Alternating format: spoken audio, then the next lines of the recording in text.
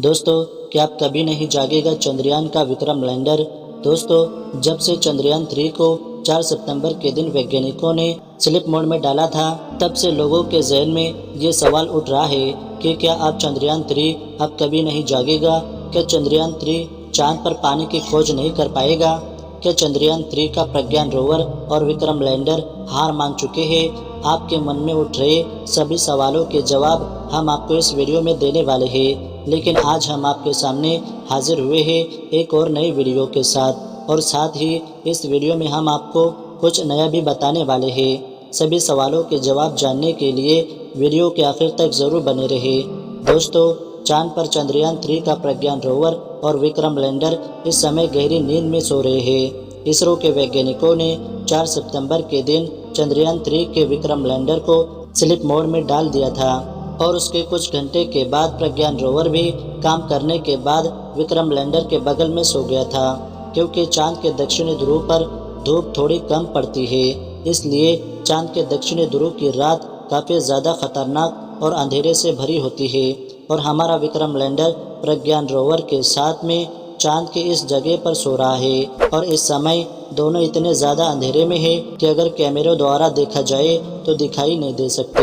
इस समय जिस जगह पर विक्रम लैंडर उपस्थित है, इस जगह का तापमान लगभग -250 डिग्री सेल्सियस के करीब पहुंच चुका था। लेकिन अब चांद के दक्षिणी ध्रुव पर अभी सुबह होने वाली है, इसलिए चांद के दक्षिणी ध्रुव का तापमान धीरे धीरे बढ़ने लगा है। यानी कि अनुमान लगाए तो इस समय चांद के दक्षिणी ध्रुव का तापमान लगभग 230 डिग्री सेल्सियस तक पहुंच चुका होगा। हमारे प्रज्ञान रोवर ने लेजर डिटेक्शन द्वारा चांद की मिट्टी में मौजूद कुछ तत्वों का पता लगाया था, जिनमें ऑक्सीजन के साथ साथ aluminium, iron, chromium, titanium, calcium, manganese, sulphur और सिलिकॉन जैसे तत्व मौजूद है।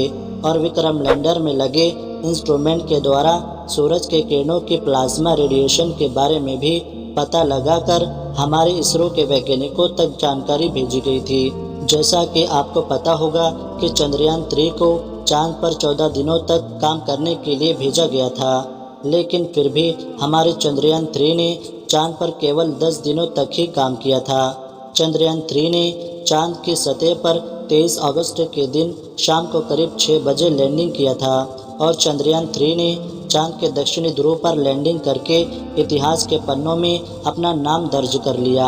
यह पल भारतवासियों के लिए बहुत ही खुशी का माहौल था, क्योंकि चंद्रयान 3 के सॉफ्ट लैंडिंग की लाइव स्ट्रीम पर दुनिया भर के स्पेस एजेंसीज नज़र गड़ाए बैठी थी, क्योंकि उन्हें भी पता चल गया था कि भारत कुछ ऐसा करने वाला है जो इतिहास में आज तक किसी भी देश ने नहीं किया। यहाँ तक कि अमेरिका, जापान और चीन जैसे देश पहले भी चांद के इस इलाके पर लैंडिंग करने की कोशिश कर चुके थे, लेकिन इसमें भी नाकाम थे। फिर भी भारत के होनहार वैज्ञानिकों ने इस कारनामे को भी सफलतापूर्वक कर दिखाया था।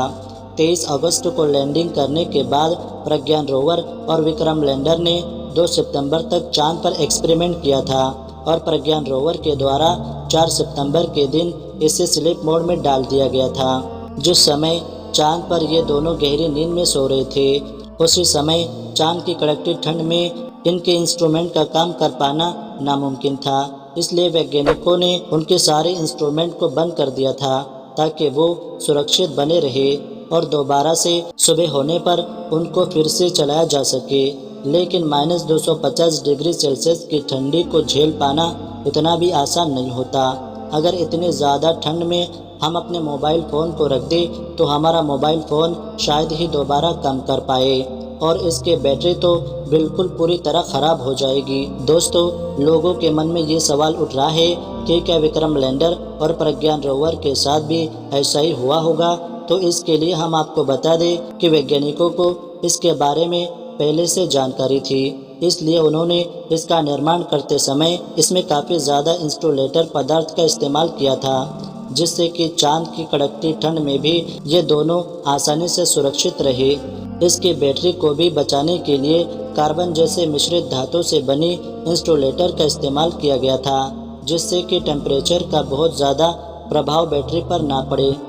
वैज्ञानिकों ने एक्स पर पोस्ट के माध्यम से जानकारी देते हुए बताया है कि ये संभावना बताई जा रही है कि ये दोनों चांद की सतह पर दोबारा से काम करना शुरू कर देंगे, क्योंकि अभी तक चंद्रयान 3 ने चांद पर पानी की खोज नहीं की है। ऑक्सीजन और सल्फर जैसी कीमती धातुओं को तो खोज लिया है, लेकिन हाइड्रोजन की खोज कर पाना अभी बाकी है। जब तक चांद पर हाइड्रोजन की खोज नहीं होती, तब तक चांद पर पानी पाया जाना असंभव है। आपको जानकारी के लिए बता दें कि चांद के वायुमंडल में ऑक्सीजन मौजूद नहीं है, बल्कि चांद की मिट्टी में अन्य तत्वों के साथ साथ ऑक्सीजन भी मौजूद है। सबसे बड़ी बात यह है कि वैज्ञानिकों ने चंद्रयान के रोवर और विक्रम लैंडर को इस तरह से पार किया है कि जैसे ही चांद पर सुबह हो और सूरज की किरण चांद की धरती तक पहुँचे तो उनके सोलर पैनल पर किरण पड़ सके, जिससे कि उसकी बैटरी दोबारा से चार्ज हो जाए और फिर से ये चांद पर रिसर्च करने के लिए दूर दराज इलाकों में निकल पड़े। इस समय चांद के दक्षिणी ध्रुव पर घोर अंधेरा छाया हुआ है और टेम्परेचर अब धीरे धीरे बढ़ने लगा है। अब जैसे ही चांद के दक्षिणी ध्रुव पर सुबह होगी तो सूरज की पहली किरण इनके सोलर पैनल पर पड़ेगी, तो इनकी बैटरी दोबारा से चार्ज हो जाएगी और पृथ्वी पर बेंगलुरु के हेड ऑफिस में उपस्थित वैज्ञानिकों द्वारा विक्रम लैंडर के पास रेडियो सिग्नल को भेजा जाएगा। अगर विक्रम रेडियो सिग्नल को रिसीव करके धरती तक जवाब वापस भेजता है तो ये मान लिया जाएगा कि चंद्रयान 3 अभी भी सही सलामत बचा हुआ है। लेकिन अगर वैज्ञानिकों के द्वारा भेजी गई रेडियो सिग्नल का जवाब पृथ्वी तक वापस नहीं आता है तो ये मान लिया जाएगा कि चांद के इस इलाके में हमेशा के लिए राजदूत बनकर खड़े रहेंगे। आपको जानकारी के लिए बता दें कि चंद्रयान 3 के सफलता के बाद इसरो के वैज्ञानिकों ने आदित्य सूर्ययान लॉन्च किया था, जो कि सूरज की स्टडी करेगा, और उसके बाद इसरो के वैज्ञानिकों ने गगनयान की पूरी तैयारी कर ली है और अगले महीने में गगनयान को चांद की इस घंघोर इलाके में भेजा जाएगा। गगनयान के साथ 3 इंसानों को चांद पर भेजा जाएगा, जिसमें से एक स्त्री और 2 पुरुष वैज्ञानिक शामिल है। हम उम्मीद करते हैं कि चंद्रयान 3 दोबारा से जागकर अपने मिशन को पूरा ज़रूर करेगा और एक बार फिर दुनिया भर के लोगों में अपना परचम लहराएगा। दोस्तों, आप सभी चंद्रयान 3 के बारे में एक कमेंट ज़रूर करें, इस वीडियो को एक लाइक ज़रूर करें और अपने दोस्तों तक शेयर करें और अपने इस भरोसेमंद चैनल को सब्सक्राइब ज़रूर करें और बेल आइकन पर क्लिक करना ना भूलें। वीडियो को आखिर तक देखने के लिए आपका शुक्रिया।